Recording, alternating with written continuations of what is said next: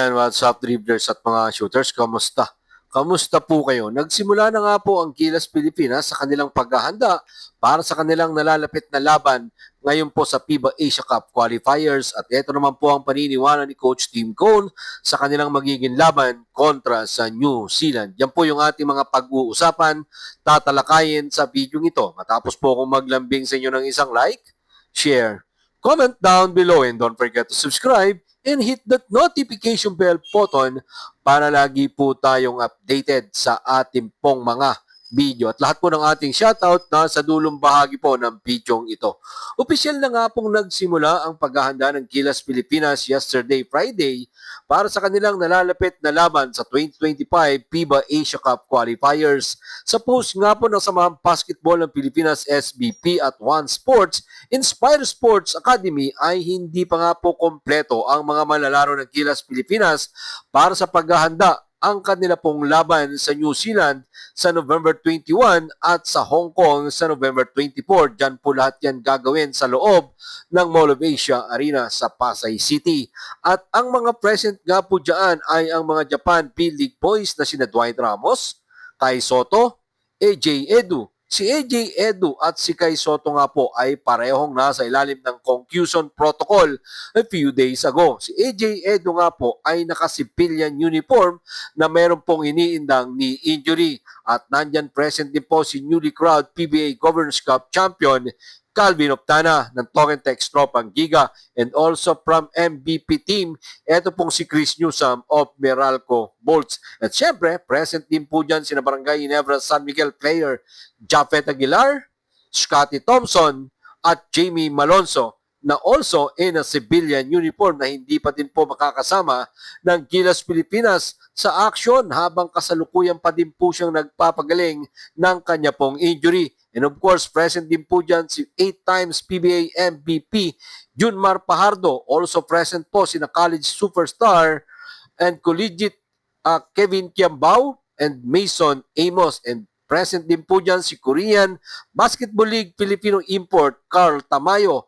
At ang hindi nga po makikita dyan ay si Barangay Ginebra San Miguel resident import at Gilas Pilipinas naturalized player na si Justin Brownlee na kasalukuyan nagpapahinga matapos pa nga po ang kanyang matinding laban sa nakaraang 49 season ng PBA Governors Cup Finals.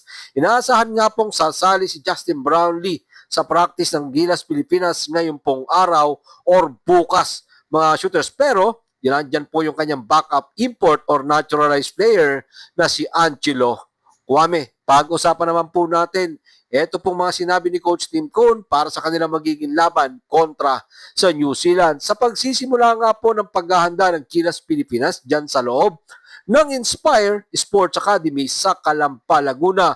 Umaasa nga po si pambansang kupunan head coach Coach Tim Cone na ang isa pong mahirap na laban ay ang laban nila sa New Zealand, lalong-lalo na sa ilalim ng pamumuno ng kanilang bagong coach na si Coach Jude Flavel na nagawa nga po or gagawa po ng kanyang unang laro para sa kanyang New Zealand, sa kanya pong bagong team na New Zealand Tall Black. Matapos nga pong harapin ng Gilas Pilipinas ang New Zealand ay haharapin naman po nila sa November 24 ang Hong Kong. Sinabi nga po ni Coach Tim Cone na medyo mahirap pang pasahin ang panibagong sistema ng coach ng New Zealand. Narito po si Coach Tim Cone sa ulat ni Raventerado ng Spin.ph. Ang mahirap ay meron silang bagong coach. Medyo nagbabago ang sistema. Magdadala din sila ng kaunting iba't ibang tauhan kaysa sa mga nakaraang taon. Medyo na iba sa World Cup ang team nila na dumating dito noong 2023, baka mas mahirap silang paghandaan. Sinabi nga po ni Coach Tim Cone na hinahanap nila sa mga social media ang mga video para sila o para paghandaan at pag-aralan nila ang mga galawan ng Tall Black. Narito pa po ang mga sinabi ni Coach Tim Cone sa ulat pa din po yan ni Raventerado ng Spin.ph. Ang social media video at YouTube na napakaraming impormasyon ay nasa kalagitnaan na kami ng pangangalap niyan. At meron na kaming mga video sa mga manlalaro at inaasahan nga ni Coach Tim Cone na magiging physical ang kanila pong magiging laban.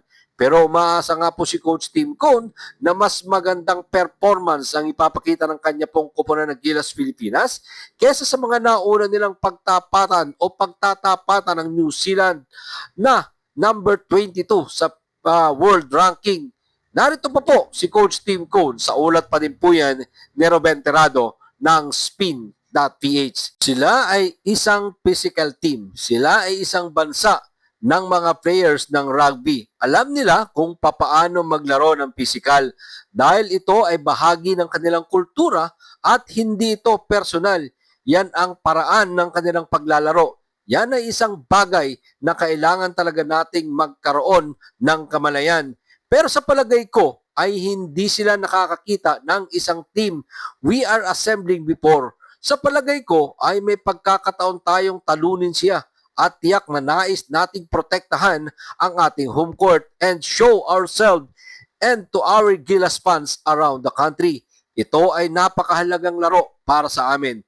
I really expect us to be ready and motivated to play. Yan nga po mga naging pahayag ng ating pong national coach na si Coach Tim Cone.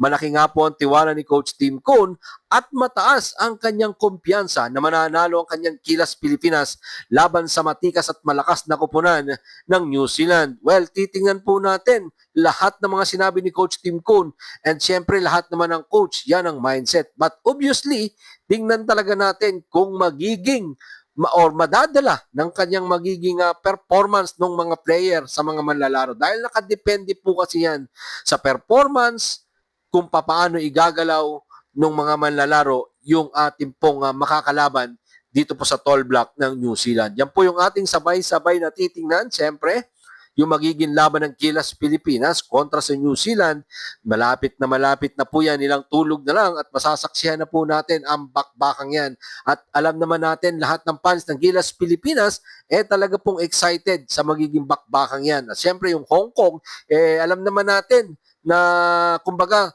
40-60 na yung chance ng ating pong Gilas Pilipinas doon.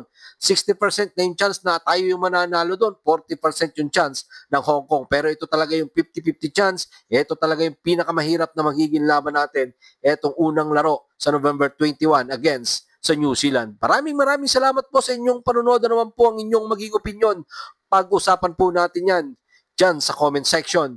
Ingat and God bless everyone. Adjourn, pero bago po natin tapusin ang ating pong video, shoutout po kina